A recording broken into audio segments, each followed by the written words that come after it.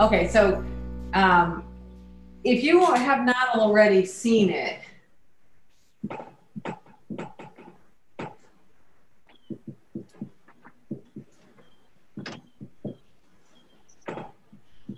I have a page on Facebook that I began shortly after, like 2 days or so after Trump was elected. And what it was to give people a space to have an alternative to the news. It was to have a place where we could share stories that were uplifting and happy people and courageous people and cool art and nice inventions and fluffy animals and cute babies and all that.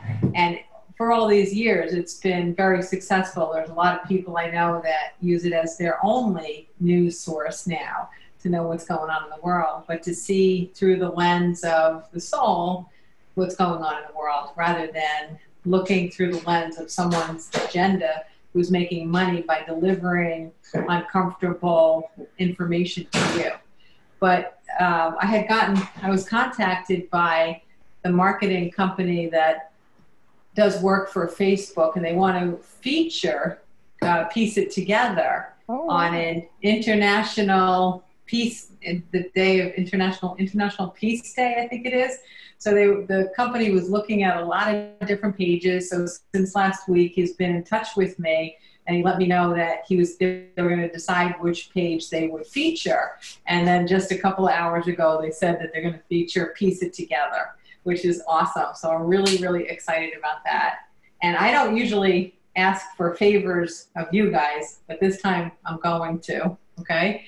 And if you guys could do me a favor and just, where you want to, just try to keep it in your mind to be even more active on Piece It Together.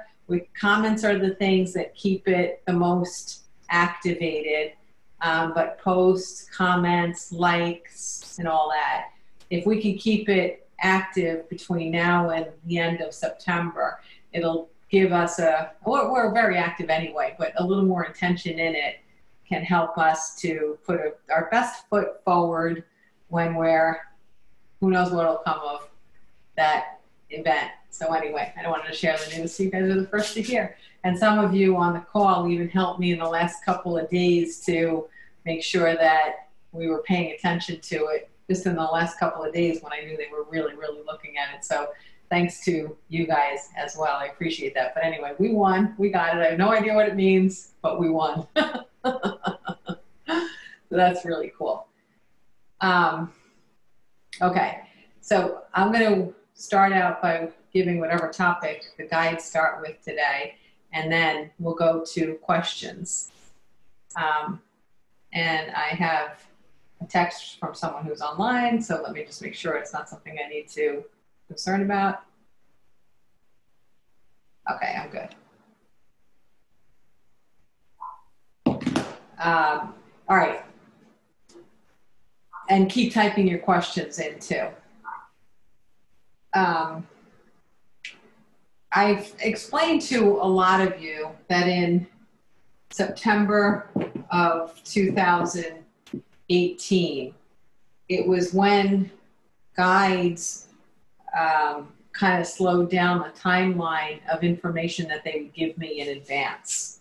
So normally I had become accustomed for 11 years I was always given a 6-month to an 18-month timeline. So that was the period in which they would give me heads up of world events or experiences and things that were happening. The energetic shifts behind events is more of what they were keeping me apprised of. And they were also always giving me, we co-created everything that I do together. I haven't gone rogue in a really long time. So whenever I would put out a seminar or an event or anything like that, guides were preparing it with me for 6 months to 18 months out. And so I was very, very used to this. In some cases, like with the year before us, in January, that event in particular, they started planning with me 4 years in advance. So I had that on the calendar for a really long time. And all of a sudden in September of 2018, the timeline, someone, I don't know who, but someone has to mute themselves because it keeps popping your picture up. Let's see if I can figure out who it is. I'll just give you a little mute here. Just mute yourself if you have it. And so then in September of 2018, it happened gradually where the timeline was still very, very long, but it always ended on this date. So then time would go and another 3 months would pass. And the timeline that they gave me ended here. And then it ended here. And then it ended here. And then it took me a while to wake up, but I finally noticed it, you know, I'd say probably a year later, like in, you know, maybe the summer of 2019, I started to realize they're not giving me anything after January of 2020.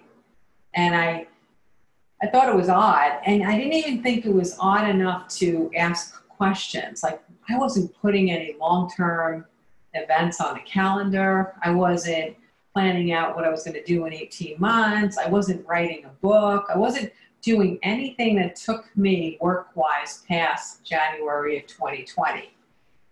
And what I thought was happening was that the effort that I put into the event when many of us went to Grenada, it took a lot of effort. So I would say from, you know, October through January, most of my work out of coaching and doing my usual seminars was all related to planning Grenada and getting all the moving pieces to work as well as they ever would, apparently. But that's what I put my effort to.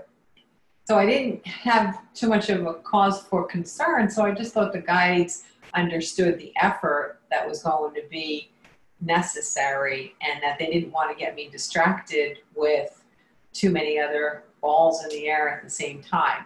And I briefly remember thinking, well, probably, you know, maybe I'll have a shift in January of 2020, so they don't want to give me an agenda of things I'm going to be talking about in seminars if I'm going to fundamentally change in January of 2020, and I won't want to do those things, and I've already got them on a calendar, and now I'm stuck, like living somebody else's life, right? But then later on last year, it was so weird how they didn't communicate about anything past that date that I had this brief, I think it lasted probably about 10 seconds. I had this brief, like, this is weird. And I thought, I wonder if I'm going to die. Like, that's how weird it was. Well, I didn't die. I'm still here.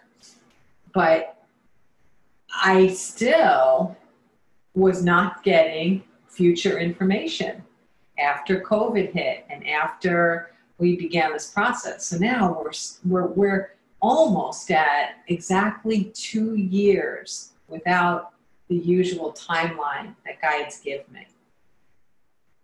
The reason I'm bringing this up is because I did explain, whether it was in our group here or whether it was in the group that we're having looking at the answers book, the in-depth look at the answers. I don't know which class it was that we talked about this, but I showed how energy has shifted so much that guides are not making predictions about factual events now, and all of the almost scientific reasons why they're not, how something has changed. But regardless of that, over the last week or so, I have to tell you, I'm starting to get information again. I'm starting to hear a guide say, we're going to do this in October. October doesn't seem that far away, but it's something, right? And I'm starting to hear, oh, okay, here's what we're going to do in January. Here's what we're going to do in March. Here's what we're going to do next year. And I feel really good about hearing those things, because it's somehow telling me that this massive pause that we've been in intentionally and purposefully seems to be loosening. It seems to be coming apart. And I think that's good news, because I know that if we were going to be in as undefined of a space next year as we are this year, that they would not likely be giving me information about different things that I'll be doing next year. So everyone applaud that. That's the good news is that there will be continuing uncertainty, but we're certain that the uncertainty will be less uncertain in the very near, certainly future. Okay, so that's the testament for that. Along those lines, I definitely for the next 6 months, most of the things that I will be planning will be using Zoom and participation through Zoom. It's easier for us while we're not sure what our place in the world is yet, especially while the world is figuring it all out. But it does give us some tools to be able to do things that we couldn't do in person. And that's what I want to take increasingly good advantage of, because there are certain things that we can do, like have homework assignments and have partners and have, breakout sessions and do stuff where it's demanding that we meet once a week or we meet every other week, where frankly, even if we're meeting in New York City or somewhere, it's just not going to be able to happen with that many people on a regular basis. So right now we're in the works of planning some new things that we can do through Zoom and new ways of delivering information, and information that's going to help us to segue from where we were to where we're going. I did put on the calendar, and I think, I don't really remember, but I think it'll be announced like today or tomorrow, that I'm going to be doing an intensive workshop on relationships, and that'll start early September. And we're going to be covering everything from romantic relationships, relationships with your kids, your parents, your neighbors, your coworkers, all relationships, we're going to be covering it. And to make sure that you're getting the kind of information that's the most relevant to you in your life, wherever you are, we're also going to be doing breakout sessions. So in addition to the group classes, which will be about all relationship topics, we're going to have group breakout sessions throughout it, which will be about 3 topics. One is, first one is parenting. The next one is about romantic relationships. Bad spelling and handwriting there. And the last one is all other relationships. So parents, coworkers, acquaintances, friends, and so on. So the 3 breakout sessions, you'll just choose which one you are the most interested in rolling up your sleeves and doing some in-depth work with and delving into the topic specifically. So keep your eye out for that. We're going to start right after Labor Day in that class. And that's my news type of stuff. But I'm excited to share with you guys that the wheels are starting to move forward again. What I have found, and it's so interesting, I'm sure all of you are seeing this too, that in this period of shutdown, there are these rises of attitudes and perspectives and experiences, and then they fall, and then there's a new rise of something else, and then they fall, and then there's a new rise of something else.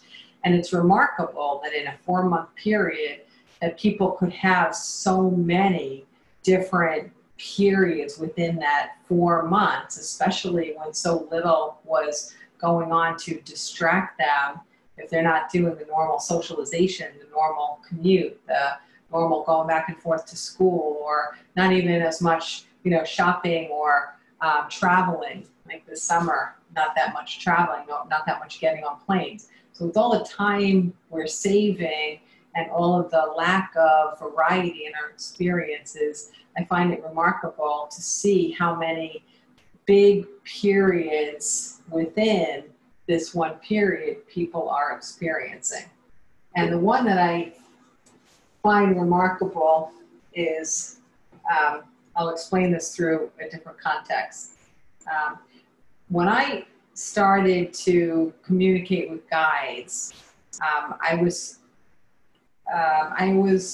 talking with some neighbors, like maybe 4 different sets of neighbors at the time, And if they were amenable, one or two were really amenable, they would ask me questions about what was going on with my, awakenings and all this. Not a lot, but a little bit here and there. And I would just narrate different things. And a couple of the others, I wasn't even telling them anything I had done because I felt that they were kind of more conservative, and I didn't want them to lose any positive view of me by telling them something as weird as, talking to dead people and chatting it up with the universe. So I figured, let's just preserve what their opinion is of me for now, and I won't discuss it. But what was fascinating was during that period, there were 4 different sets of families who either one of the children in the family or one of the adults came and told someone in my family or told me that during that period, unknowingly, that this was going on with different families. But because of something I said, each of those 4 families stopped practicing an organized religion. And I didn't tell anyone to, and I really wasn't even talking about religion to anyone, but they each credited me for the change.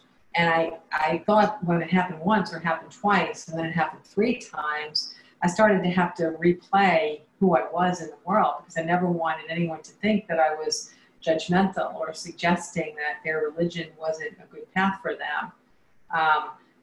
And I realized I felt pretty clear that I wouldn't do that, and I didn't do that.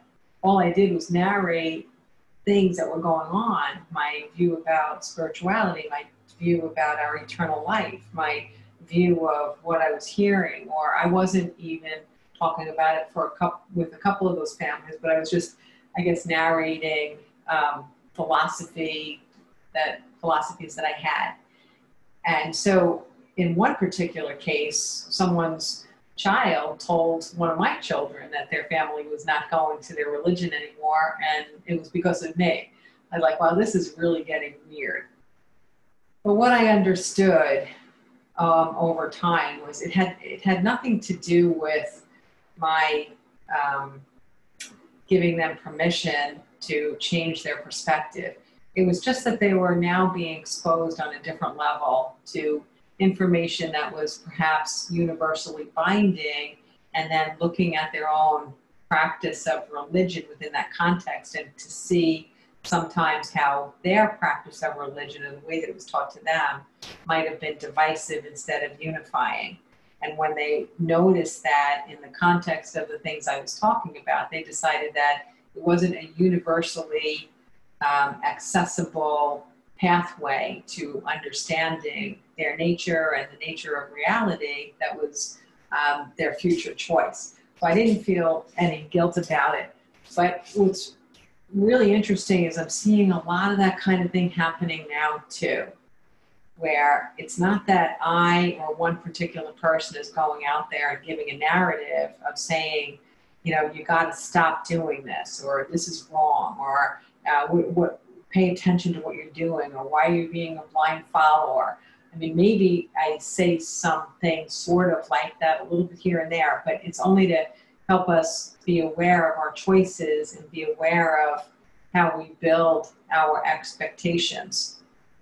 But one of the things that's popping up in such a crazy amount right now that it's notable, people who are not my clients are coming right out and saying, I am not watching the news anymore. And that's really interesting. If it's clients or people who are friends with me on my social media accounts, sure, maybe they've heard me suggest, be mindful of what you take into your mind. It's as important as what you take into your body. Yeah, that would make sense if people were questioning it and realizing that it doesn't suit them. But I have been getting this information for the last 2 weeks from all walks of life. I don't care if I'm shopping at Lowe's or I'm helping one of my kids with something from his college. It's happening everywhere.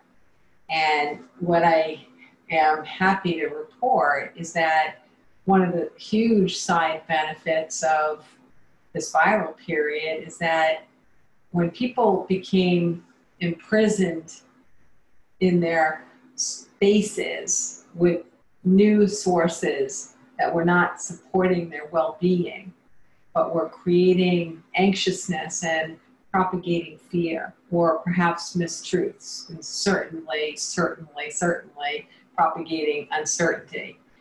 When people became immersed in that with almost like nowhere else to go, that immersion became so unbecoming that they finally woke up and said, you know what, this is just not for me. I realized that I've had enough. Like, it's almost painful to turn the news on now and listen to these talking heads give me an hour's worth of reasons I should be terrified. And then I'm going to turn it on again in an hour or tomorrow, and they're going to give me 100 new reasons to be terrified, but tell me that the things they told me to be terrified about yesterday are no longer true. So it reminds me of those little stories you hear that mom finds her 12-year-old with a cigarette, right? She makes him sit down and smoke the whole pack because she's certain that if he gets totally saturated in it, he'll never smoke. So you hear these stories and you're like, I wonder if that would really work. Well, this news about the news is showing us that it does work, right? These people are smoking so many damn cigarettes for so many hours a day, and they're realizing the effect that it has on them and their well-being and their outlook and their optimism and their sense of freedom and their sense of peace and all of this, that they're like, that's it, I quit. No more, absolutely no more cigarettes for me. And that, to me, is miraculous, because with all the worldwide events we've had over the last 10 years, and some of them incredibly provocative, you would think the way people have fixated on news sources, that at some point they would have become saturated by now. And yet none of those events in the last 10 years have caused this kind of feeling, but this is the one that finally did it. This is the one that's finally doing it. So I would say congratulations to all of us. That I don't know what the percentage of the population is that is turning it off, but congratulations to all of us, because the fewer people we have just sitting there taking in that kind of bombardment of false or manipulative information, the fewer people on this planet that we have doing that, the better. And it seems like that's really good news, because I doubt when people return to life as they would want it to be, that they're going to start adding back heavy doses of news into it, because once they go out and about again and they're traveling and they're driving and they're going places and they're visiting more and they're happy to have the freedom to go out and about, they're not going to want to take the less time that they have available and start squeezing the news in on it. So good news. We'll give that a big check mark, okay?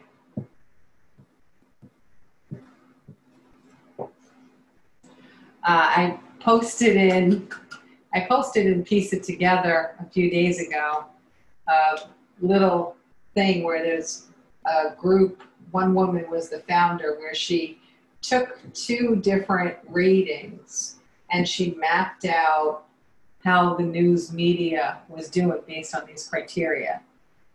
One was about being conservative versus being liberal, and the other one was about being factual versus non-factual, just making shit up as they go along, all right? Now, what's amazing is this process that she originally put into it had garnered enough attention that a lot of people are paying attention to her techniques. And it's brought in some funding, and it's brought in some researchers who are happy to participate in preparing the chart on an ongoing basis. So they're not putting anything up permanently and saying it's static and then making it, laminating it and delivering it to everyone. It's, it's breathing and moving, and they're using a lot of really extraordinary research techniques in their criteria to determine where different news outlets fall on this double spectrum. And at a glance, it makes a lot of sense. Like if you're glancing through and seeing some of the most egregious example of something that's all the way conservative and all the way non-factual, like for example, then Fox is going to pop out at you, right? And if you're seeing something that tends to really veer toward the left, then of course you'll see a little bit more toward CNN. So a lot of this just makes sense. But what's wonderful is the fact that there's a group of people who are doing this research and reporting it on an ongoing basis in a way that has some bite to it, that we can actually use criteria to examine the newsworthiness of the news outlets.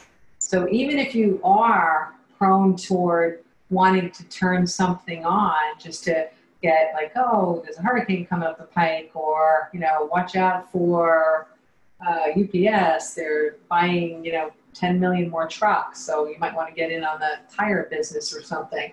But if you want to just peek at the news, if you look for this section right there, it would be the ones that seem to have the least bias as far as their political affiliation. And they also tend to, over and over again, support a commitment to being the most factually based, okay? So, check. No news, or if we have news, it's news from a source that might be more reliable than others. Okay. What I want to do is give a few more checks. This year is all about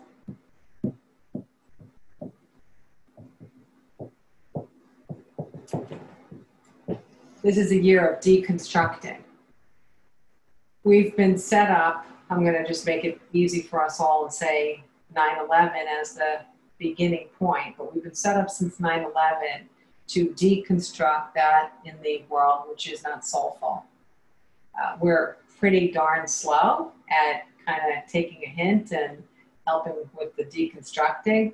So the universe is fantastic enough to say, well, let's just give you a boost. We're going to do this whole corona thing, and then you'll be able to deconstruct a heck of a lot more than you could imagine was possible.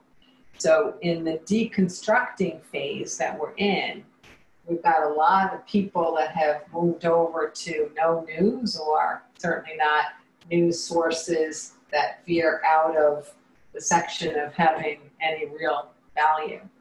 So what else?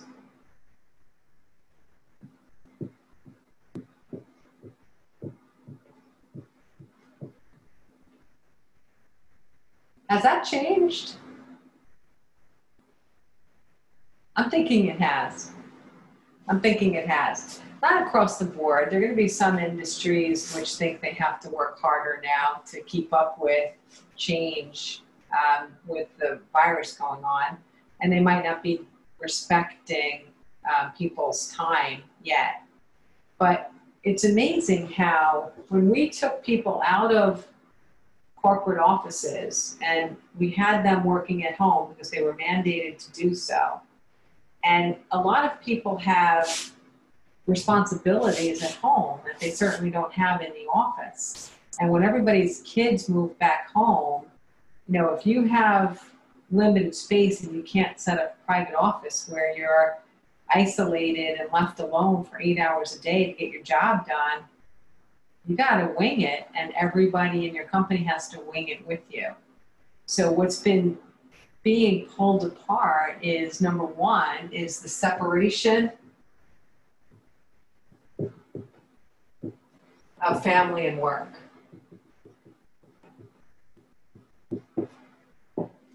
I used to get a kick out of when I was working in corporate America, how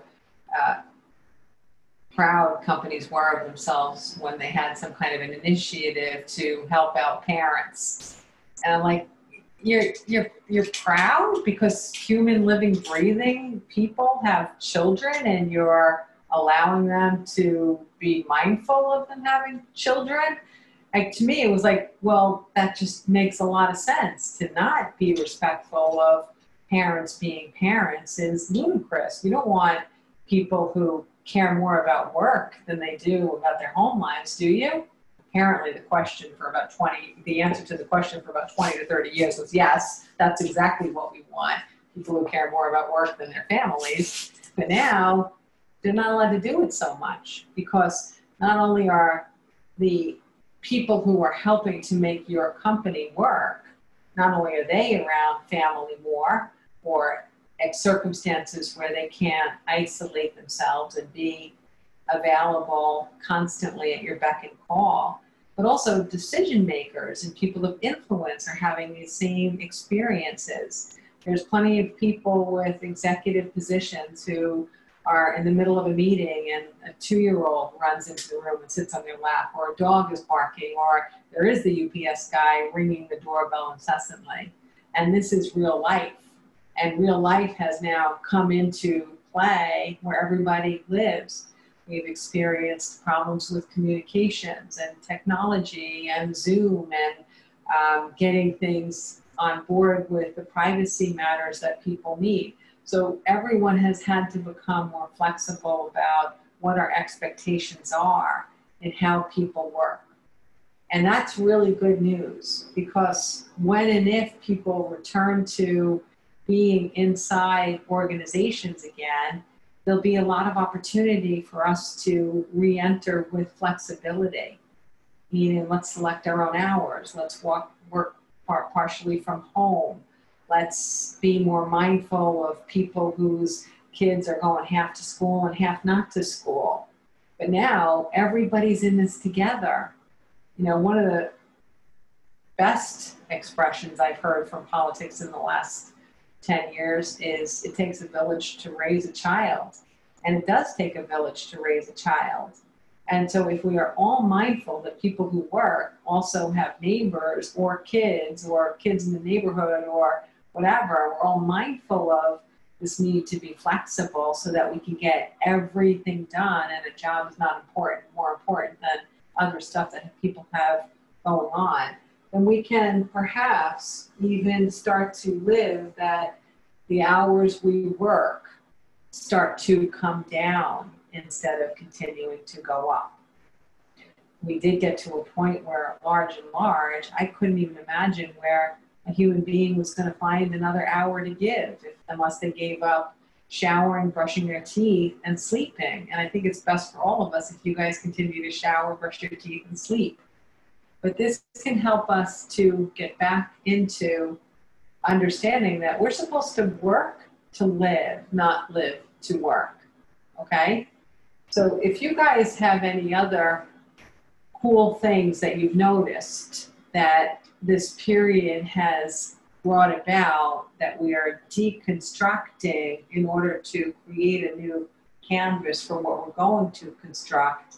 I know we peeked out a lot of this, of what the potential benefits are in the beginning of the viral period, but now we're into it for 4 months and we have some data, and we can look at the evidence around us of what we're experiencing and what people that we know are experiencing, and saying, okay, look at that. I do see some changes happening, and I do see some improvements. This is one I hadn't expected, even though I would have loved it. So I'm just putting it in there as a win so we can see more positive deconstructing that we can take and advance forward and move forward. All right. Another thing is, I've noticed, and this is a lot in my client base, I have noticed that there is a heightened desire for and need for alone time. And it's not necessarily something that people have felt like celebrating when they started to see it emerging. A lot of times people were feeling like, am Am I running away? Am I hiding? I feel less friendly. I feel less tolerant of people. You know, some people have been telling me some stories about social gatherings that they turned down and why they turned them down, and they were feeling really, really guilty. It's like, I hardly do anything social anymore, so why would I turn down this one thing that I probably should, you know, take care of? But after we talk, and I explain to them that wanting more alone time is a predictable process and outcome of enlightenment, that the need to be with others becomes less and less and less. Not to the point that you want to be isolated or you want to be a recluse, but the time that you spend, you become more judicious about it. And if the person that you want to be with that makes you the happiest happens to be the person in the mirror, then you're going to spend more time with that person than with other people. So it's not something to be concerned about that you're withdrawing. It's something to celebrate because it's a byproduct of enlightenment. There are spectrums in everything that we do, spectrums of extremes. So wanting a lot of alone time, there can be, of course, a spectrum of extreme. One who really is, you know, withdrawing from society, and someone who is becoming more enlightened and more filled with the energy of self-love, okay? So we're not talking about that these are people who are withdrawing and becoming so intolerant of humanity that they want nothing to do with them ever. But it's people who maybe don't want to spend time with people who aren't making a positive contribution into the vessel of the relationship, or people who don't leave us feeling good about life or ourselves or time spent. But we're really talking about people who are experiencing that I like quiet, I like myself, I like my thoughts, I like my company, I like my companionship, I like to do things, I like to make things, I like to use my hands, I like to use my thoughts, I like peace. So if you're experiencing this, you can stop beating yourself up thinking that you've become like a Howard Hughes recluse. What you have done is, if you have grown in love of yourself and come to the point that you enjoy your own company more than ever before. I'm going to read the chat room for a moment here so I can, oh wow, I really fell behind, huh? I'm usually pretty good at this. Let's see.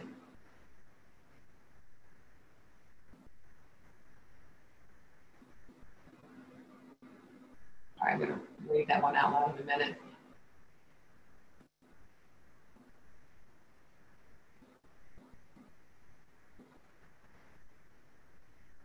Oh, deconstructing the amount of paper documents and relying on electronic ones. That's actually, it seems so frivolous, but that's a good one.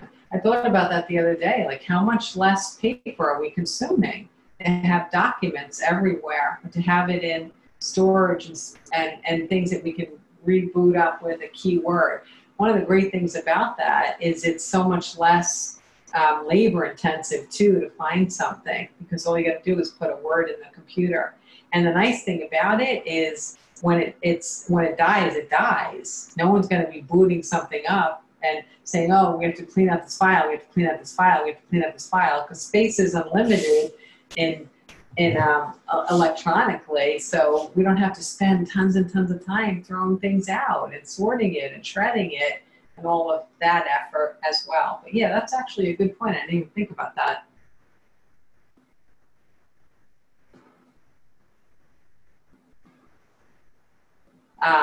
All right, we have a couple that are in here, and it says privately, so you probably can't read them. But eating healthier, making our own meals instead of grabbing food on the go or at a meeting, less time in the car or on planes traveling for work, less time to and from kids' activities and practices and all that, that's for sure, definitely.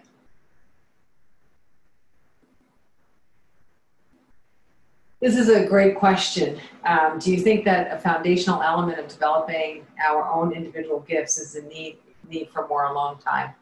There's no doubt, absolutely no doubt, that if we're always doing things with others and we're always managing some kind of task that's on our to-do list, it's going to be very hard to get to know ourselves. It's going to be very hard to find the time to explore where we have talents or where we have passion and where we have interests. And a fundamental truth is that in order for us to create the lives that are going to make us feel the most fulfilled and also allow us to be in a position to make the greatest contribution that we could make as ourselves individually, is if we're doing the things that we really love and if we're using whatever skill set or talent set we have an innate desire for and have the time to continue to develop it. Long ago, I've stopped using the word gift though. And there's a lot of reasons why I don't use the word gift, but like, I don't say that I have a gift because I can communicate with souls to the level that I do. It's not a gift. We all had the same opportunity at birth to discover or stay connected to communicating with non-physical sources. After a difficult time getting batted around a lot, I re-engaged in the process of remembering that I could communicate with non-physical souls, and I put a ton of passionate effort into getting to the point that I could have clarity and ease in doing so. So I don't see that as a gift. What I did was I took the same opportunity we all had at birth, and because I was so excited about it and it was so life-changing for me, I put tons and tons of my focus into it. But that's not any different than a person who's really, really excited about taking an engine apart, and they take classes and they learn automotive and they take engines apart, or they go onto different machines and they do this for a living and they help people and they put machines back together and they fix them and they improve them.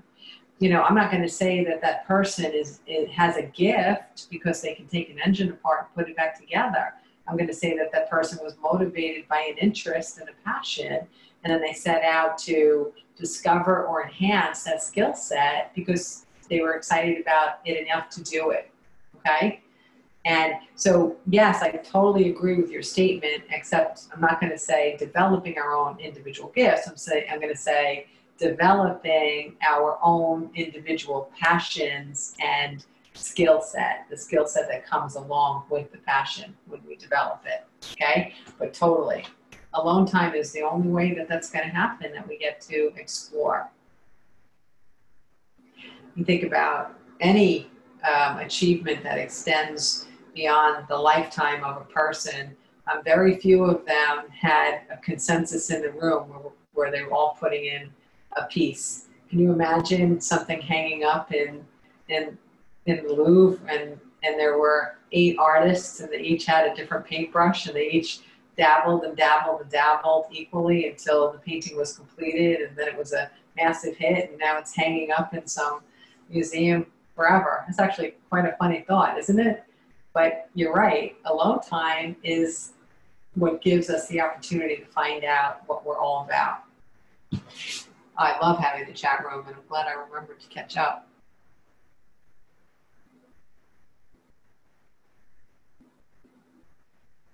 Okay, totally agree with the alone time. I feel like I'm turning into an introvert.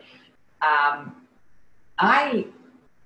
think it took me a long time to realize that by nature I am an introvert, and it's hard to guess that because people see me as, some people see me as a motivational speaker, so I'm always the one up in the front of the room talking to everybody, and that seems like that would be an extrovert. But I'm really not an extrovert. I really am an introvert. And I think that that has a lot to do with the level of soulfulness that I have, because I'm not looking toward outside stimulation to give me a sense of who I am or what I should be doing. And so for me, being more introverted than extroverted, it's just something that works for me, and I don't fight it anymore.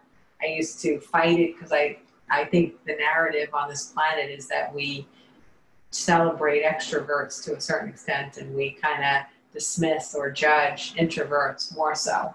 And I don't see that as the case anymore. I think that there are a lot of people who use being an extrovert in a positive way, or being an extrovert in a way that's kind of distracting to themselves or others, and vice versa.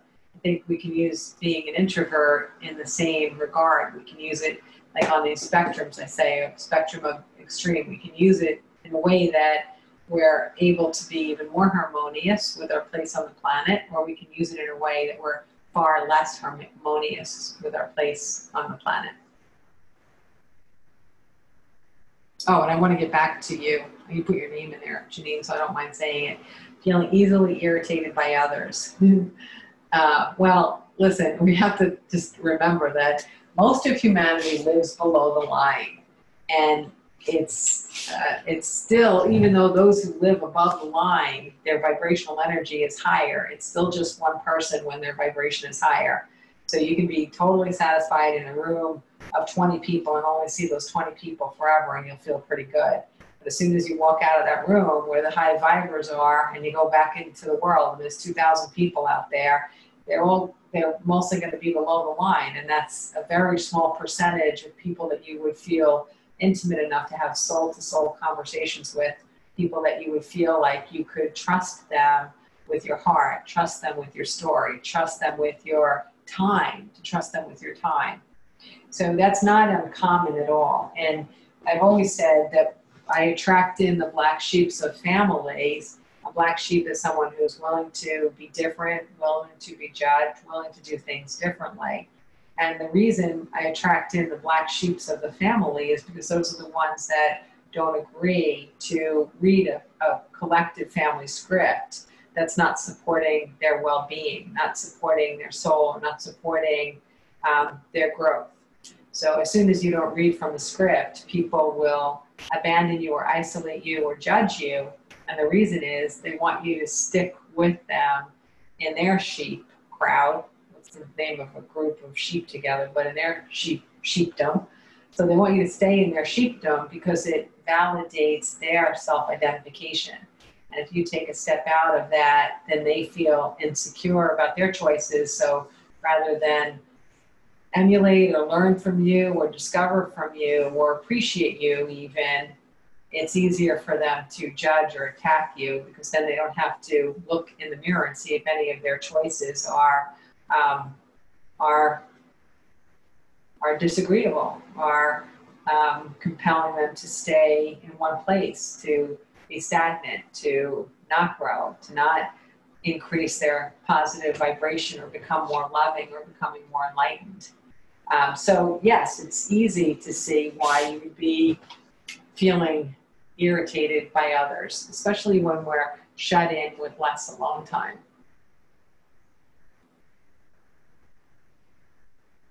Deconstructing wasted time on travel, commuting, taking unnecessary trips for errands, shopping, streamlining. Yes, all of this, absolutely. And there's, I hope Macy's is listening right now, because they should give me some money for what I'm about to say. But I'm not much of a shopper to begin with. And I don't generally shop at Macy's very much. It's just sort of not my thing. I'm not like a mall person. And I had to make a return for something at Macy's. And when the store started to reopen, and this is probably, I don't know, maybe let's say early July, because I don't really remember. I went to Macy's to make a return. And I have to tell you, I felt like I was on vacation. I mean, that store was so damn beautiful and inviting and pretty. I mean, I just love looking at the racks and the merchandise and the cleanliness and the sparkles. And there was just like this eagerness of everything where, you know, the objects were wanting to be worn and touched and bought. And overall, I mean, I can't ever say I had this experience shopping before, but I'm like, my God, that was that was like almost as satisfying to me as a walk in nature. There were hardly any people there to begin with, but the place was just so damn nice. So now, am I going to go to Macy's every day when we completely reemerge? No. But there's still a place for some of the things that we're not doing. It just helps us to keep it in proportion. It helps us to keep it balanced. It helps us to remember what kind of place we want it to have in our lives. And that's the key. That when so much is taken away in our ability to choose it, when we do get to choose again, we get to choose not only to do it or not to do it, but we also get to make a more activated choice about how much we want to be there or do that. And that's very, very cool. So might as well plug Macy's, right? It was really cool. So walk through there, you'll see it. Everything's shining.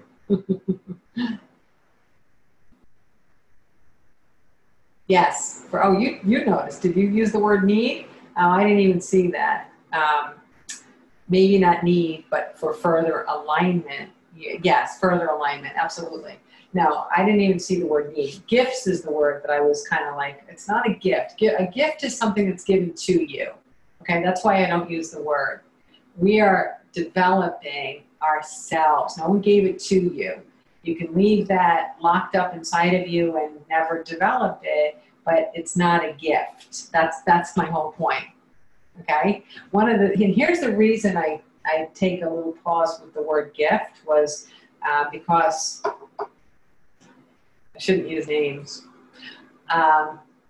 When I was learning to do all this, someone bought me a ticket to see a well-known international psychic. Because at the time, I'm like, I figured I was like psychic. I didn't know what else to call myself. So she got me a ticket because I was clearly confused about what psychic meant. So she figured if I saw someone, maybe I could, I don't know, make some discoveries. And we wound up getting front row and center. And I mean, I literally could have handed him a breath mint if he needed it in the middle of the show. Okay, he didn't, but I could have. That's how close I was. And I got a lot out of that couple of hours. Really fantastic way of figuring out what I wanted and what I didn't want. But one of the things that he said that just stuck with me that day. He said a lot of great and wonderful things. But the one thing that really got me was somebody was talking about intuition in the room and how could they communicate with someone that they loved who had passed. And he basically shut her down and basically said, I have a gift. Okay, you're either born like this or you're not. And oh my God, that's exactly when I started intuition development classes, because I'm like, no effing way am I going to let you stay out there telling millions of people that this is a gift and you're either born with it or you're not. It is not true. So that's when I started to reevaluate the word gift. Okay, we have propensities. I'm never going to be a great baseball player. I'm never going to be a great softball player. I'm never going to be a great ball player. I don't have the propensity for it. I don't even have the interest in it. But could I be a decent player? Yeah, with enough coaching and enough interest and enough passion, I could be a decent player. Okay? So we all have propensities of things. And when we align with them and when they emerge and when we find them out and then when we give ourselves permission to explore and enjoy and develop it, then it may seem like a gift to other people because they don't understand us and the essence of our being and what our soul's intention is and why that particular skill set that we developed is relevant specifically to us. Okay?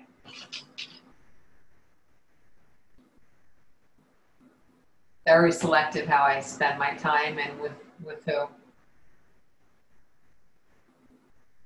I think we are the rainbow sheeps. Oh, I love you. We're the rainbow sheeps. That's great. That was the only thing I didn't like about black sheeps, the term, because it's a little off-putting. But that's great. We're the rainbow sheeps. That's cool. I like that. Oh, I like that too. Yes, Dan Millman and I did a workshop on this. I had a great time doing that. Oh, I have to check in with him and see how he's doing. I keep meaning to during the virus, but I keep forgetting. Yes. Yes, the workshop was called, Dan Millman is the author of Way of the Peaceful Warrior, for those of you who don't know. I put together a seminar called Getting It Right. And what I did was a full day seminar, like 6 hours long, on figuring out how to move from your left brain to your right brain. But yes, that's exactly what we did. I was telling Dan about it one day, and I was just going on because I was really, really excited about it. And we were just chatting about something. I think we were having lunch, and he asked me very shyly, which was adorable, but he's like, that day sounds kind of interesting. Do you think that maybe I could come and speak at it? And I'm like, hell yeah. Come on down.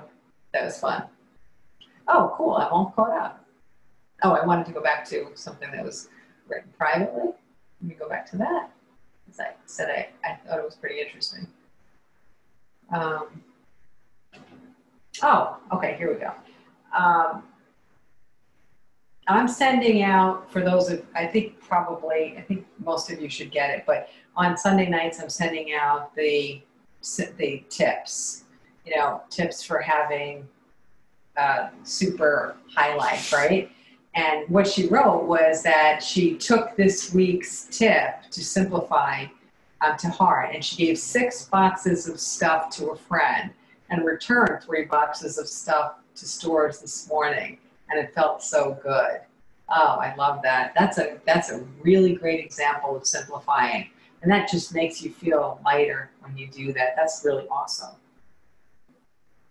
All right, so she left a question here, and I'm going to remember to go back to it when I get to the questions. I'm going to take a quick 5-minute break right now, and we're going to come back at 8:07 and begin. Go get a glass of water, pet your dog, go play the drums, do whatever you want, and I will see you in 5 minutes. Back at you. Okay, thank you. So all of that great, fantastic thing I just said over the last 5 minutes, I'll summarize it by saying the power outages were valuable so that during the period of pausing from seeing each other, we could also put our priorities out there and say, how much do we value having the internet? How much do we value having social media? How much do we value having electricity and refrigerators and television and all of the things that have made our lives so filled? Has the filling of our lives, is it all harmonious? Or are there maybe some choices that we can make where we scale back a little bit from that and not bring all of those things forward, and that's what it's all about. Whenever there's a power outage, it's an opportunity for us to think, what do I value? It's also a time for us to evaluate how connected I am to being self-supporting, or how much does my physical life actually now depend on being plugged in. It's something to consider. I know there's a really big movement for people to become more self-reliant. There's a huge movement of people learning how to plant and to feed themselves from the earth and to figure out new ways to generate power from the sun and the wind and geothermal sources. That this is part of that examination of what's necessary, what do I want to perpetuate, but if it is taken away or it's paused or it's not available to me, can I still be a happy person? Will I still be happy? Will I become agitated, or will I become excited and ignited about finding my way around navigating this new moment? So that was the purpose of the outages. And it also is another way to bring people together, even during socially distancing periods. I, for one, know that I went for a lot of walks and spoke with a lot of neighbors, and when you're speaking with neighbors, you tend to stay 6 feet apart anyway. So it was kind of a nice way of being very, very neighborly, but not even having to consider who's socially distancing. Because if you're talking about their tree down and you're talking about that, you tend to be like, oh, what happened to you guys? So it's kind of fun to, even in the socially distanced period, just to kind of go out there and bond with neighbors over something locally in common that we have in common. But I do hold Sue accountable for the fact that I did lose internet there, since it went out right when she was posing her question. So we can all thank Sue for my absence briefly there. Edison speaks again. That's exactly right. Oh, that Edison, that's hysterical. For those of you who are not on the answers classes, we've been hanging out with Edison a lot, and apparently he's hanging out with us a lot. Oh, we accept your apology, Sue. Yay. Nothing is random, that's a fact. That's a fact. Okay, all right, so let me answer some of the other questions, and you guys keep typing questions in here.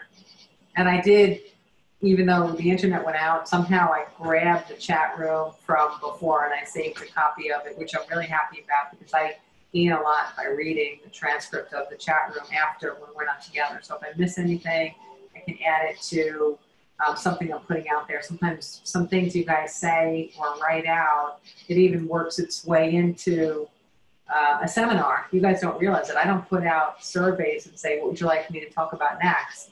But what I do is I actually literally listen to you, and from the chat rooms too. I try to make sure that even if I don't get to something here, if I see that someone's asking me something and then someone else is asking it someone else, I make sure that I put it out there so that you all are getting an insight that I'm sure you would have curiosity about, even if you weren't the one posing the question. So let me go over some of the questions I had earlier, and again, continue to put yours in here.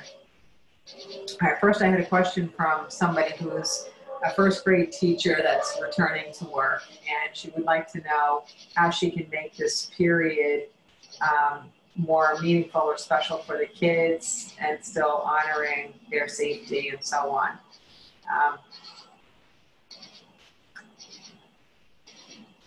That's a good question. I don't remember who asked it, but I'm going to make the assumption that, and she's a first grade teacher, I'm going to make the assumption just because it's easier for me to make the assumption, but I'll make the assumption that you're too young to have experience. But back in the 1970s, there used to be in the schools, there used to be air raid bomb drills, and there would be a noise that went off for a fire drill, and there would be a different noise that went off for an air raid bomb drill. And this was toward the tail end of the Vietnam War. The purpose of the drill was for the unexpected low probability happening of there being aerial bombing on stateside, that the children would know how to move into safer spaces and what to do if there were bombing, okay? When kids were given these air raid bomb drills, it was, rules, right? You walk out quietly, you go single file, you go line the hallways, you tuck your head underneath your arms on the ground, and you stay up against the wall. And then the drill would be over with a boop, boop, boop, boop, boop, and everybody goes back into the classrooms and they sit and they pick up where they left off. I want you guys to just consider this for a second.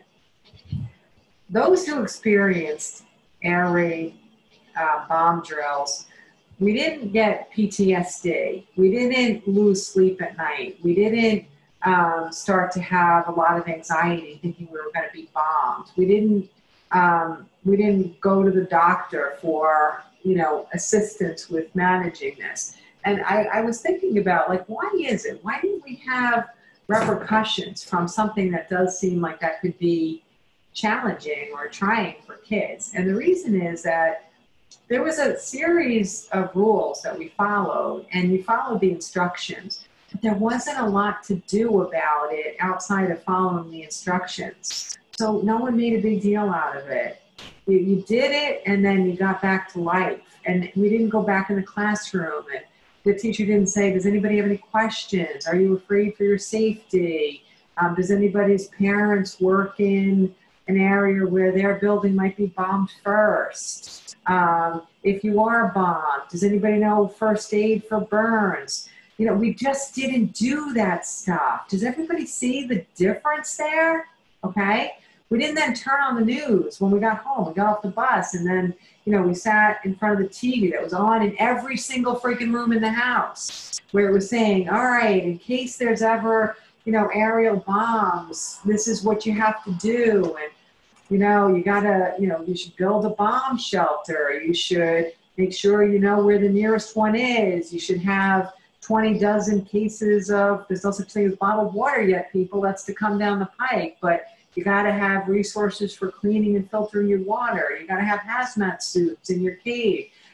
This is not how we live. Yes, someone said, what if they come and they bomb here? So already it's like, oh, what are you doing? There's never been a recent war where we had bombing in our country. So why are we introducing that? Okay, so it was, but we just kept it to, here's the drill, do this, do this, do this. You hear the second sound, go back in your room. Let's pull out our science books. Probably one of the things that we could do for our kids is to start treating things in the same regard. Yes, there are certain rules they're going to have to follow, but just treat it like that and let them just figure it's day in and day out. But let's not do the whole drama behind it. Let's not say, oh, well, you know, let's be extra careful because grandma is 77 or your aunt is 94 or, you know, young children, they might not be dying of the disease, but they certainly are transmitting. You don't want to be the one responsible for bringing it to, you know, Aunt Pat. So the whole thing is it's adults that are doing this to kids. It's not kids doing it to themselves. It's how we portray their day-to-day experiences that are creating angst, that are creating fear, that are creating more vulnerability in their own space, that they actually become more susceptible to injury or illness of any sort. It's so important that we get back. If we have a place of influence within any child's life, that we get back into being fun and reminding kids to play, reminding them to have fun. And don't remind them, just model it. You know, we have to stop taking our children out of being children. Got to stop doing it. It's become an epidemic. It's far worse than the pandemic. Stop making children live in the adult experience. Give them a free pass. Let them graduate out of it the way we were graduated out of it. Leave the kids alone. I know I went off a little bit and I apologize, but I just want to say that you have permission to, you know, to be judicious in what it is that you present.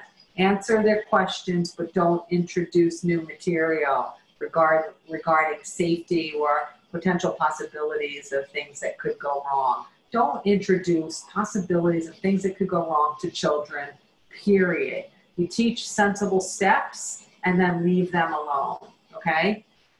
You even see it on the playground these days. Don't go to the next run, it's too high, or what if you fall, you're gonna crack your tooth, you're gonna do this.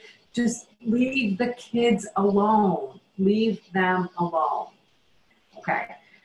It's our opportunity here to start carving out as much safe space for their minds as we possibly can, while so many other humans are tearing away at that sense of well-being that children have. You know, in all the work we have done on this planet about mind, body, spirit, connection, I am blown away by how few people are seeing the link between the mind and the body right now.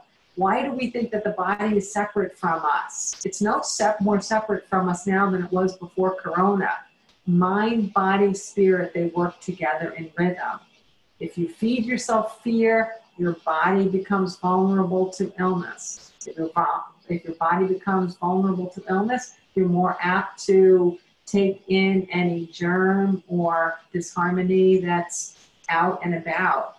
The body reflects our experience. It doesn't create our experience. The body reflects our experience. It doesn't create our experience, okay? I know I put a lot of effort into working with 20-somethings and now teenagers as well, and helping them to start to recover a sense of well-being, a sense of optimism, a sense of possibility. Every person is entitled to believe that the world is a good place and that they are going to be healthy and free and abundant. Everyone has the right to live in that sense.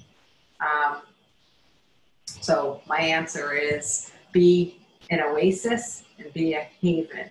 Be a haven where kids in first grade are doing first grade kid stuff. Playing, imagining, being, laughing, moving their bodies, playing some more, laughing some more, imagining some more, creating some more, and being some more. That's all they have to do. First graders, that's their whole job. Just do that. It's interesting how the universe is kind of saying check on this idea, because there's been plenty of worldwide plagues and illnesses throughout history where children were just as apt to be affected as the adult community. The reason that COVID is not one of those examples where children are affected the way the adult community is because the children are not going to benefit by any more fear. So where they've kind of carved out a space where parents aren't allowed to suffocate and smother their children more over this and trying to preserve the child's life or their health. You follow me? So the kids got an opt-out on this one because kids cannot afford to be suffocated by the adult community on any level at all and anymore.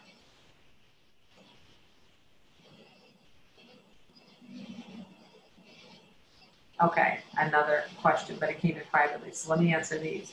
Our next question was, somebody was asking, what do I do if I know I'm vibrating highly, but I still get a sense sometimes that I'm left out of things that my friends or other people are doing? It's kind of interesting to have this question during a time when we're all talking about how we actually would prefer to do less. And I know that doesn't make you feel any better, but there's definitely some benefit in alone time. But I know there's a big difference between choosing to not participate and then not being asked to participate. Very, very big difference. What I want to point out here is that from puberty on, it used to be pretty much, we could say from like 12 to 18 or maybe 13 to 18, but the years are kind of extending as the kids are subjected to more younger ages. So let's say 11, sometimes even 10, when we start to hit those ages of, 5th and 6th, 7th and 8th grade, when our social stratas tend to change and the peer pressure all the way from middle school through high school becomes more prominent. What's going on there? One of the things that's going on is that as the brain, I'm making this stuff up, so this is not science, okay? And I'm not really making it up. I'm listening, but I know it sounds like I'm making it up. So this is what I'm getting. So as the brain is developing, and we know that the brain is not fully mature until we're in our 20s, that's what we recognize now, but there's a huge, huge surge forward of the maturation process of the human brain. And it seems to me, as I'm listening, that the left brain is maturing at a very, very rapid pace in the years of puberty. So whether it's hormones or growth or whatever it is, the left brain is growing very rapidly in its capabilities. But the left brain is representing the ego. So what happens is we enter into the space of a highly egoic existence for a while, from puberty through high school at a minimum. And there's a lot of desire and expectation to judge our worth by our friendships and our activities with others. So what happens for many people is as they are growing and maturing, of course their right brain is growing too, but they may not know how as much to access it. But what we do is we'll give people a narrative that your worth is based on your numbers of friends, your numbers of parties you're invited to, how popular you are, all this stuff that we do throughout those years that say whether or not we're significant.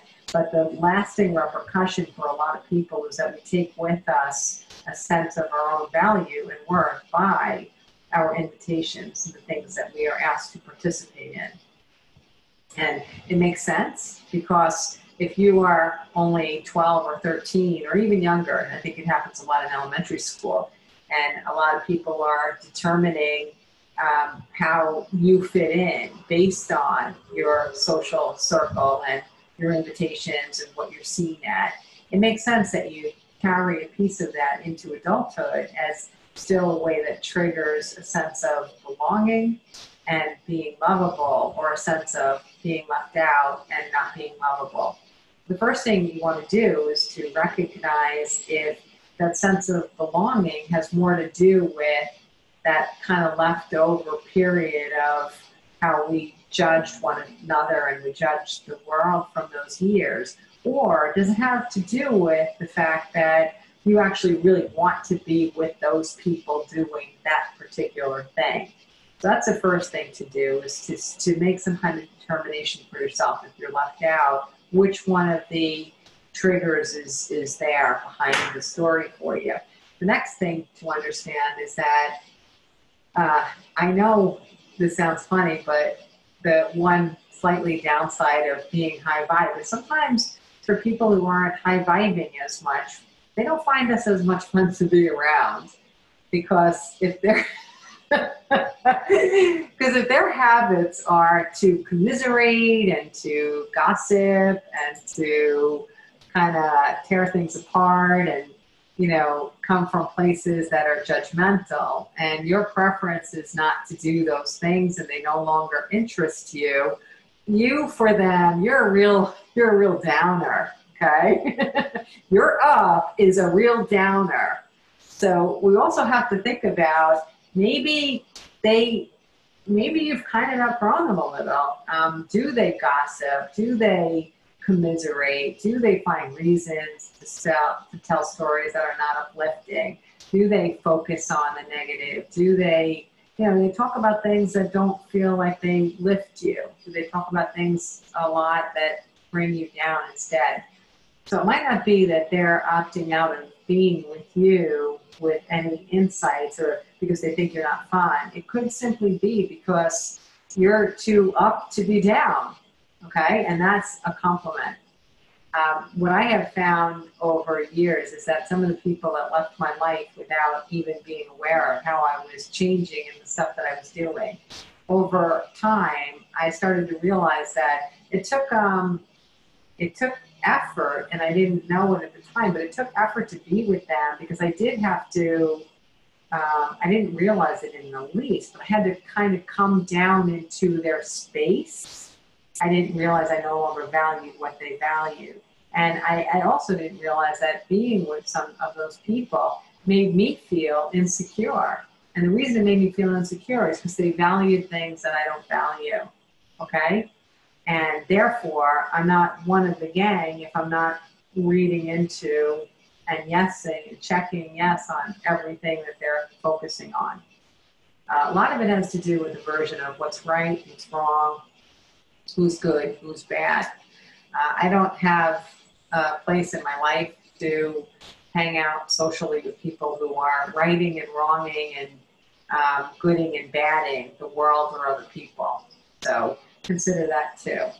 What I do think is that as we continue to grow, those who are not a vibrational match for us, they do tend to dissolve or disappear, or they may find us uncomfortable to be around and we may find them uncomfortable to be around. But we tend to, kind of stay a little bit connected to, I've known them since I was in second grade, or I've known them since I was in college, and we might find some real sentiment or value in maintaining that relationship. But it's not necessarily always a good choice to maintain something just for the sake of longevity, okay? That would be like saying, I haven't exercised in 10 years, so because I value longevity, I'm not going to exercise for the next 10 because I really value the fact that I've already gone 10 years without it. So just because something is there for a long time doesn't necessarily mean that it's a good choice in moving forward, okay? Hope that answers your question. I would like to, I know a lot of these were anonymous tonight, so try to peek around at faces a little to see if I get any sign of, yeah, okay, cool. All right, good. The other question, this is a common question that pops up a lot. If I'm vibrating at a place where I'm living more above the line than like a family member, but I still value them and I want to spend time with them, how can I manage both? And I think that's a really great question because I think it's common for, again, getting back to rainbow sheep instead of black sheep. Rainbow sheep sometimes are the ones that were a little bit more aware in the family. So you're going to wind up having people that it's a little more challenging to spend time with, but you don't want to eliminate them from your life. A way that I learned to navigate that is certainly did spend less time through whatever means, but the time that I do spend, I just made sure that I was able to find increasing ways where I was doing something I liked doing, even in the midst of being with people that were becoming challenging for me to be with, okay? So, just trying to give an example where no one's thinking of talking about anyone in particular, but like if there were a vacation where people met, like a reunion or something, right? I might be the one where I would pack as many kids into my car as I could, and we would all go off and we'd go for like 4 hours alligator hunting, okay? So, you know, I'm gone for 4 hours and I got all these kids with me. Now, I know everybody feels like, oh, that's so nice that she took the kids and all the adults get to day drink and do the things that they love to do. And then they're all happy that they get to have a little bit of a break from their kids. And I'm having a great time because it's fun alligator hunting. You know what I mean? We're not shooting anything. We're just finding them. We're learning about them. So it's sometimes good to just say there's ways to actually do something that you enjoy doing. And if you're having fun in an activity, it makes it more comfortable for you to be with people that are becoming increasingly uncomfortable to spend time with, okay? So just keep trying to find ways to do something you like in the middle of something else. I know it's easy to say, well, people say, where do you want to go? What do you want to do? We tend to say, oh, anything, I'm good, I'm easygoing. Well, maybe if you made a suggestion, you'd wind up doing something that you like more, and all that other stuff would get easier, okay?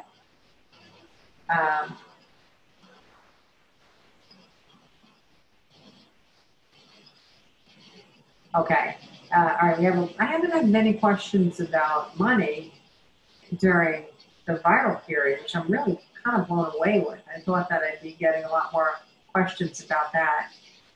If we are experiencing a down cycle with money right now or in general, it's just a really good time to go through the process of reevaluating what our belief system is. Like, why are we aligned with scarcity? If we're aligned with scarcity and it's been a little bit of a struggle, then it might become exacerbated when there's some change in the world that would give us permission to experience scarcity.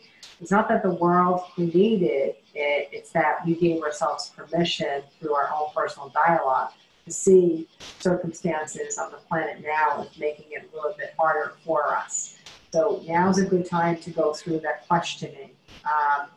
Even a little bit of self-hypnosis, if you can find a good, you know, money, scarcity, wealth, and abundance download of self-hypnosis. You know, put yourself in a comfortable chair and listen to the download. Do a little bit of journaling about it. Write out some affirmations. It's perfectly okay to feel as if you might be starting from the beginning if you find that you're stuck in something that you thought you were not stuck in anymore. You're not actually starting from the beginning, but what you're doing is getting the dust off something that you have already learned the tools to help to support you in being in a different place. You know, it's interesting. I've been using this big board during sessions, and I'm on the phone, and sometimes I'm just like drawing on the board. It's not even like anyone could see it, but I'm drawing on the board. It's just like a weird thing that I'm doing. I think I'm channeling through expo markers lately. The guides have gotten their hands on these expo markers. So But one thing as a way to get through this period or to change your energy to the person who's asking the question is just make someplace large in your house, whether it's on your refrigerator or on a whiteboard or on your bathroom mirror, but a place that you see on a regular basis. And when you're doing your work of self-hypnosis or auto writing or finding affirmations or writing your affirmations, write them out big and large and strong, and do as much as you possibly can with them to make them like really, really playful too. Just add like a, real spark of joy, whether it's a dollar sign and, whatever that's flying at you, and here's a picture of you. Whatever you have to do to make it sing to you, make it sing to you.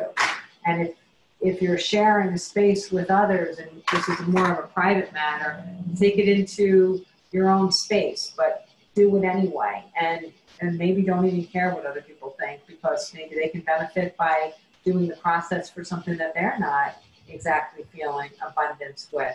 The whole idea is you're not starting from square one, but if you reignite your memory of the tools that were valuable to you at one time, it can come forth, and it can come forth and stick in a way that maybe you weren't ready for the last time you gave it a go around. Everything here on earth is created by our energy. We know that. So if there's something after the equal sign that's not working the way we want it to work, we've got to get in there in the beginning of the equal sign and reamp what we think, what we feel, what we believe, and then the subsequent actions that we take based on what we think, feel, and believe. And based on who the question came from, I will tell you that your actions are not the area in which we are looking to burst that open. So in the formula, it's not actions. You are great at the action steps, okay? It's more about the beliefs. I'm reading the next question. Oh, isn't that funny? The next thing says exactly what I just said. If you truly think, feel, and believe. That's so funny. You wrote it out for me, so there it is, the formula. Okay, that's perfect timing. It says, you have been saying since the beginning that if you truly think, feel, and believe, no harm can come to us, and it won't. Signing the opt-out form of all body disharmonies and disease was so liberating. Yeah, a lot of people did that event with me a long time ago, and it has a pronounced effect on you in the long run. It is not only, philosophical and energetic and motivational and spiritual, but it also has a real effect on your cells, because your cells understand where you're putting your energy. They understand that you're really saying, yeah, I'm in. I'm opting out of disharmony here, and I feel really good about this, and I feel jazzed about this, and I feel excited about this. So your cells hear this. So your cells are not hearing that they're going to get sick. Your cells are hearing that we're going to be healthy. So what you feed your body has a lot more to do with what you're feeding your mind than nutrition. A person is more apt to get sick by poisoning their thoughts than they are to get apt to get sick by eating McDonald's every day. And that is the truth. I wish people understood that.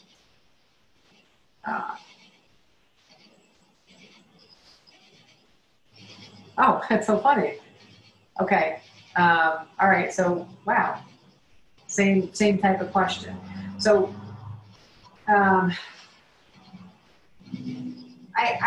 think in 2005 and 2006, I really did focus a lot on being the person who was in charge of my thoughts.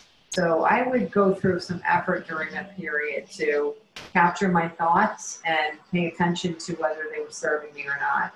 And it would be something like if I were, in a literal dark alley at night, and maybe that space inside of me from the past to me would be like, is this a good idea? Who's here? Is this safe?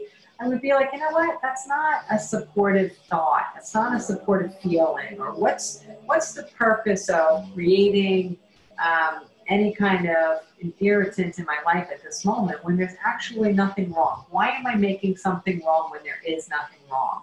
That's what I started to keep reminding myself. Why am I making something wrong when there is nothing wrong? And that's what we do all the time. We make something wrong when there is nothing wrong. And you make enough wrong when there is nothing wrong, eventually there will be something wrong. No matter what it is, eventually something will be wrong. I'm using simplistic language because I just said earlier there's no such thing as right or wrong. But I think everybody understands.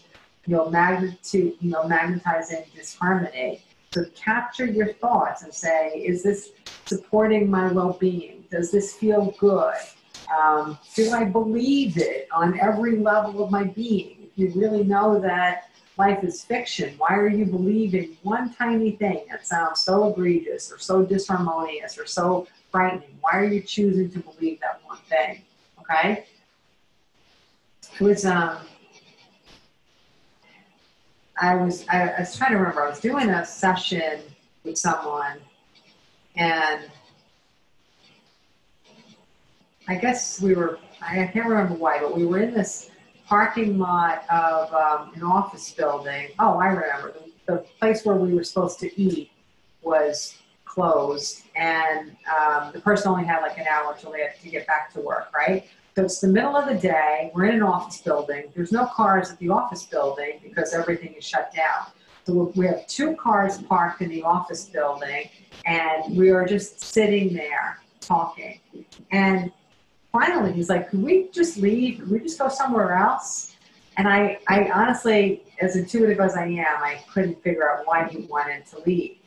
And so we finally left, and we went somewhere else. I don't remember where, like a Dunkin' Donuts, I don't remember.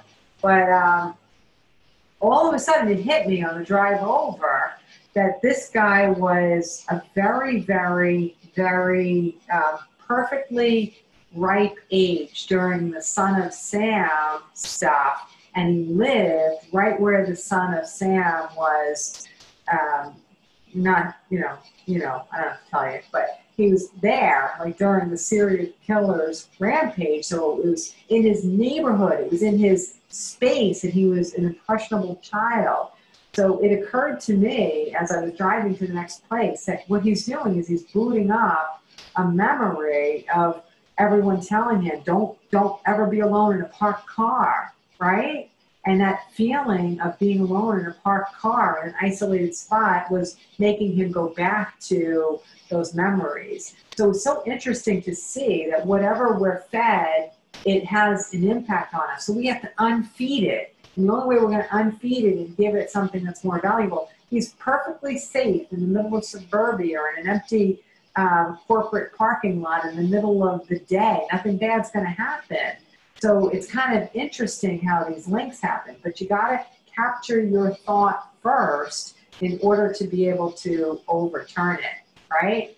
And then I did mention something about it later just to test if my intuition was working properly. And sure enough, he was like all over the fact that, yes, he was very, very affected by the Son of Sam's rampages, and that's what he was responding to.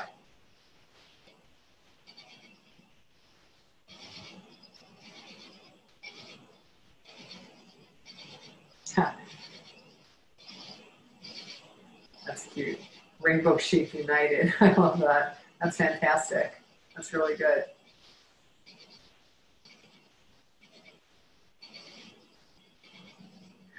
The question is, would you say that what you think, feel, and believe directly affects physiologically and biologically for those that need a more scientific perspective? Yes. I know a lot of people, I got confirmation of that piece it together thing. It just flew in as a notification. I never look at notifications. Anyway, people who knew me when I started this, like in 2005, like Jeannie would be a great example. She and I have seen over and over again science come out that supports what I've been doing and saying and the science comes out after me.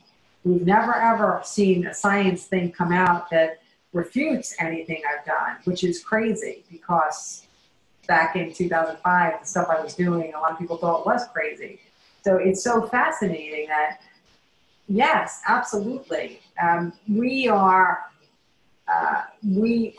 only energy. We are only vibrations. Every single thing that we're doing with the vibrations of this being is affected by the vibrations of our thought, the vibrations of our feelings, the vibrations of our beliefs.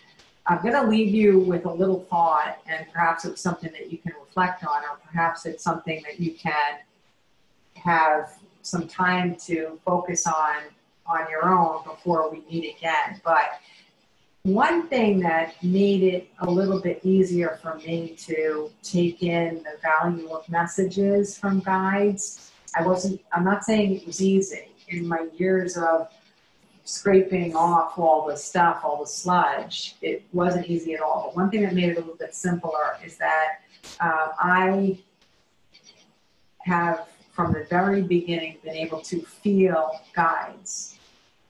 I could do a whole seminar on just that, but what I can tell you briefly is that when I was off track in my thinking, my feeling, and my believing, meaning I was processing information that was not supporting my own harmony, my guides would do something to my body that would kind of like wake me up.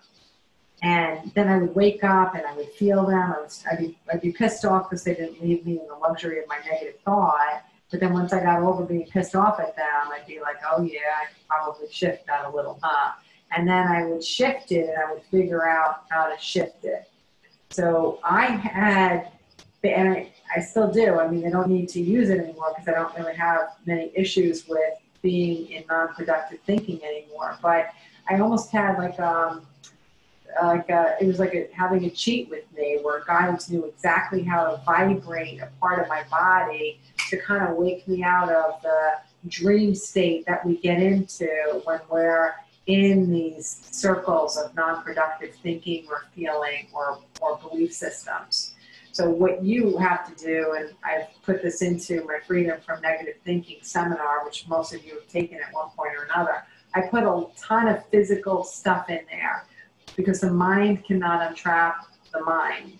It's not able to do it. So in order for you to be stimulated to capture the thoughts that are non-productive for you, it's really important that you have something physical to remind you. Like I said, I had a built-in guidance system, literally, because the guides knew exactly how to vibrate my cells, and I knew how to receive it, and I knew how to respond to it. But if you don't have access to that, understand that you can have access to that, and that's something we can explore.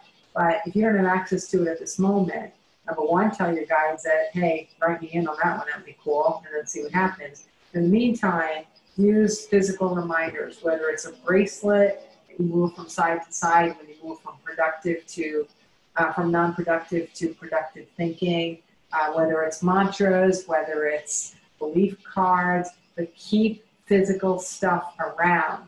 The mind is not the tool to unstuck the mind, okay? All right, cool. I meant to mention also, I just thought of it now, later in the fall, after we get into the relationship class, I'm going to be doing an intuition development online too, but not the class that many of you have taken where we go through the basics of how to develop your intuition. But we're going to be doing more hands-on-y, real life, in real time intuition development that can be useful and applicable right away. So that class will start later in the fall as well. Okay?